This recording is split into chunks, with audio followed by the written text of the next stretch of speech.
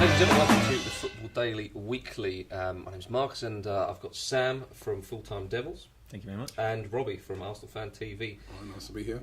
Let's start with Arsenal then, Robbie. This is ridiculous. Are Arsenal top favourites for the title? We're already talking about that. I don't know about what favourites. A change around. I don't think we're favourites for the title. I think we've had a magnificent start. We lost the first game, but since then we've been playing very well. And yeah, we've got a chance. We could still do with a striker. I'd say if we can stay around the top, when January comes, I'd still like to see us go out and get a world-class striker. But then, looking at our squad, we've got... Nicholas Bender's back. What a player. What a player. Well, you know what, you guys laugh, but we've got Podolski there, and he's injured at the moment, and he is a top-quality striker. And Walcott? If Theo Walcott, most assists, most goals for a winger last season. Speed merchant. You know, we've got a lot of, and the encouraging thing about it is that a lot of these, we've got a lot of injuries at the moment. I think if United had injuries to the same sort of players, similar players that we had, you'd be struggling even more. So I'm really encouraged by our start.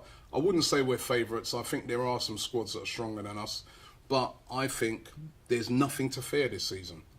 Sam, would you put Arsenal as title favourites at the moment, or do you think Chelsea and Manchester City? No, I wouldn't put them as favourites. Right. Teams like Manchester City have more in reserve, in a lot stronger players in reserve. Yeah, I'd agree with that. Yeah, it's not a criticism of Arsenal's squad. I'm not saying your squad is weak or anything. Depresses me massively. But if they can get a bit of form, I think they're the team that will probably they could run away with it. Well, I think we're okay. So you agree that Arsenal aren't title favourites. But the next, it's certainly up there. Though. The next question is: can Manchester United go this season without winning a trophy? Sam? We can.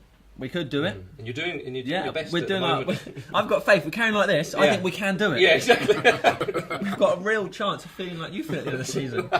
Really, though. In the grand scheme of things, I think it is feasible that could happen. But I think after 6 games.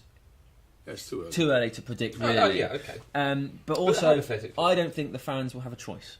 The same as now. I think Moyes is under pressure now because the results have been bad. But he's not going to be under any pressure from the board because the board is Alex Ferguson, Bobby Charlton, David Gill, and the Glazer kids, and they're not going to be looking at him and going, "Look, David, we brought you in here because they didn't bring him in for instant success. If they wanted that, they'd have chosen Mourinho, but he was left sobbing because they want consistency. That's why he signed a 6-year deal because." In 6 years, it might take a couple of years that he works out. It doesn't go well. He's not going to get the time like when Fergie. I think he will get that 3-4 years without 3 or 4 years without trophy. Right, that was a different era. In those days, there was no Twitter, there was no Facebook, there was no. As was shown when we did that first video that week, where that fan criticised the board and that. I'm not saying that's the reason they went out and got Ozil, but what I'm saying is it has a big, fans are now getting heard more and more and more. Now, if the fans are really unhappy, I'm not saying that they'd sack him, but the Glazers are going to have to start listening to what's going on. I think they will. Well, chaps, we're going to have to wrap it up there, I'm afraid. the debate could go on and on and on. Do subscribe to the Football Daily. Thanks very much for watching. See you next time.